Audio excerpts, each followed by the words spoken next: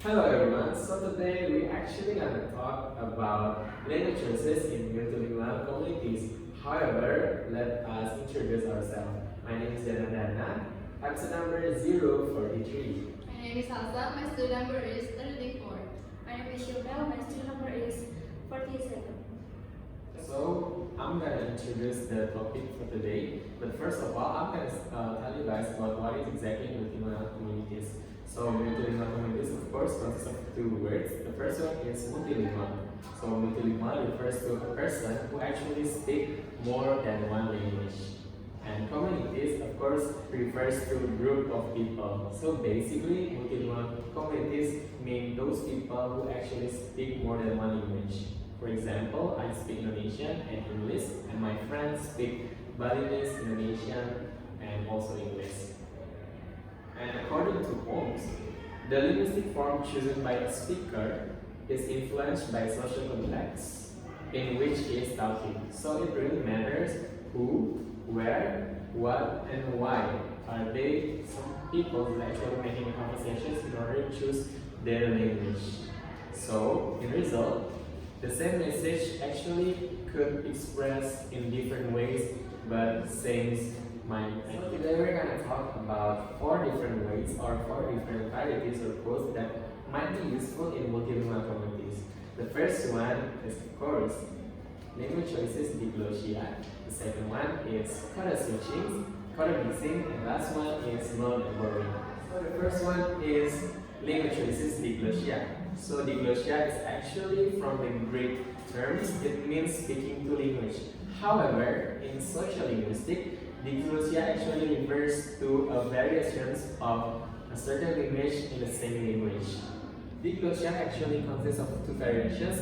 The first one is high variations, and the second one is low variations. Variation one is actually formally learned at schools, and it's also considered as a correct variety, and it's prevented from changing a lot. Besides that, its speaker learns how to write and also learn grammar rules.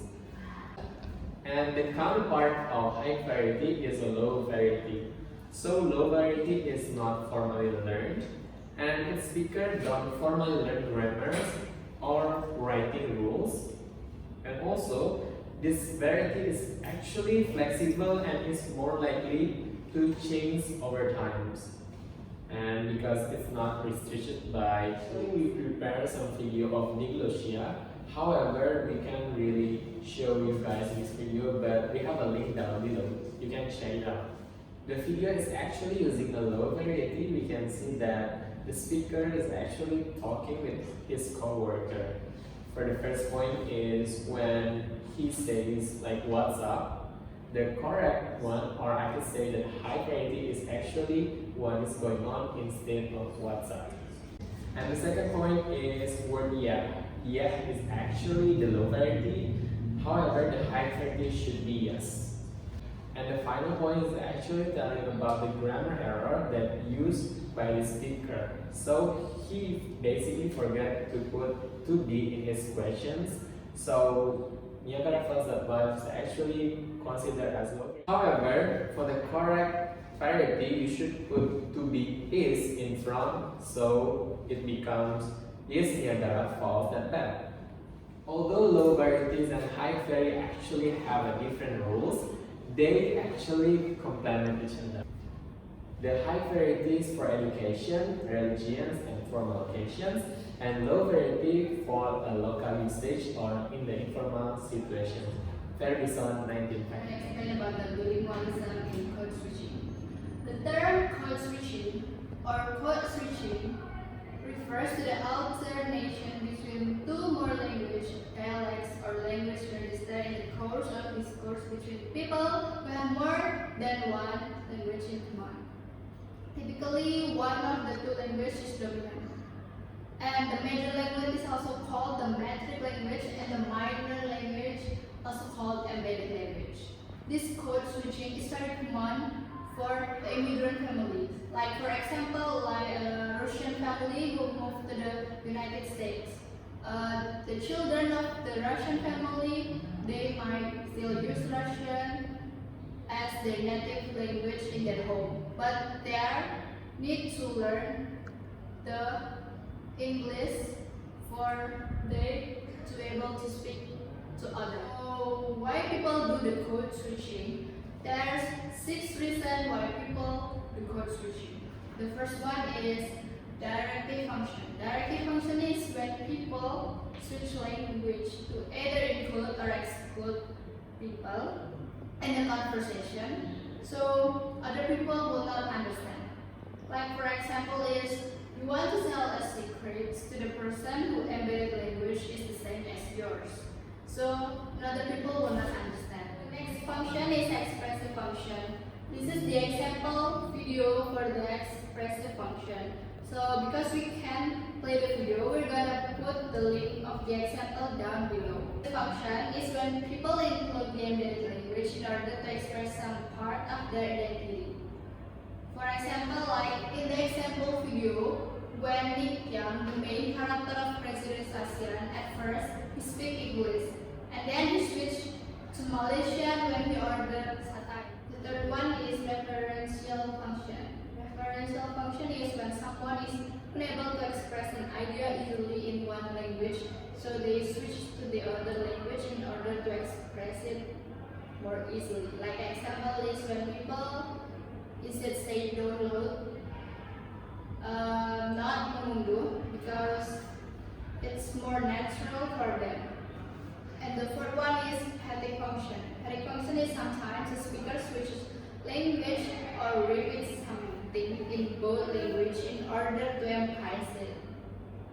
Example is when the lecturer was giving the definition about certain material in English and Indonesia, so the student would understand it. Like when our docent or lecturer teach us, they usually use Indonesian and English.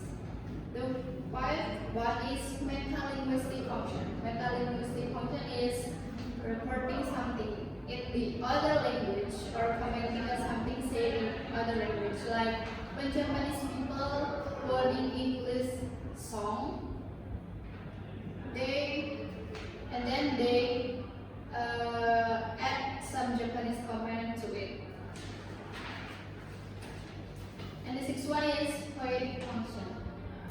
Poetic function is when the speaker says certain words or make jokes in embedded language for amusement or for some kind of artistic purpose. And the example is, there are always silver linings in every cloud. Then they switch to embedded language to express the artistic language. It takes different forms. Here are some of the main ones. The first one is intersentential switching. Intersentential switching is the language switches for entire sentences or clause. Like the example is, sometimes I'll start a sentence in English, selanjutnya aku akan selesaikan dengan bahasa Indonesia. The second one is intrasentential switching. The speaker switches language with a clause or sentence boundary.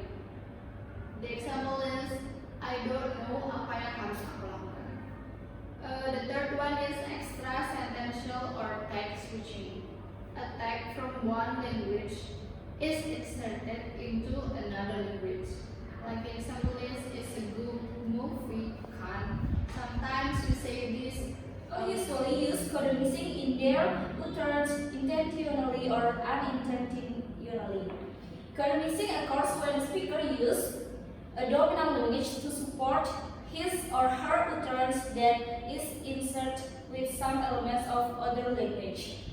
Okay, and this is 3 types of code mixing. The first type is intrasentential mixing. This kind of code mixing occurs within a clause or sentence boundary. Like example is, aku pikir dia fake, ternyata enggak. We can see in this example, actually the speaker was mixing the codes between 2 languages, Indonesia and English. Type is interlexical mixing. This kind of code mixing occurs within a word boundary or the lexical level within a sentence. For example is sopa. English shop with the Punjabi plural ending, or ku enjoy. English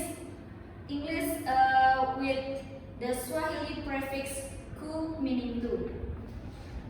And the third type is involving a change of pronunciation.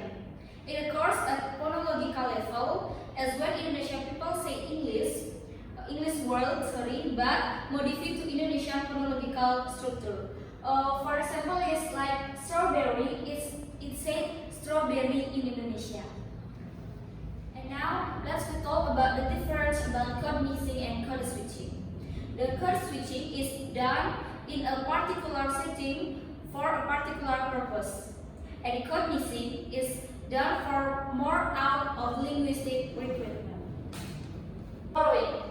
People in multilingual community also using borrowing method in order to talk, because they just could not find the similar equivalent of the certain word in them. Hagan also distinguish the types of lexical borrowing as follows. This is third types of lexical. The first is loan word, the second is loan blend, and the third is loan shift.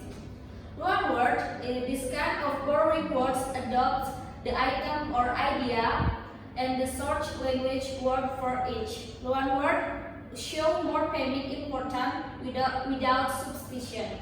And the word museum that borrowed by Japanese. And the second is loan blend. Hackett adds that a loan blend is a form in which one element is a loan word and the other is native element. As in the borrowed, Chinese or China in the native tone, so it's become China tone. And the third is loan shift. Phonological form is borrowed, but different meaning is given from the original. An example is last 20 years, French and German borrowed English garage. Sample le sampling in French is name of product, not the process. The question is, in multilingual community, people usually speak more than one language. Because of that, there are many varieties and codes. That the context is very important, because the context is actually forcing people to choose their language. And in result, same message is actually could be expressed in different ways, whether it's in the formal or informal sequence. People also facing a problem when they're choosing their language. And in order to talk effectively and efficiently, of course, they need to use a certain method. Some methods are pretty uncommon and the other is pretty common.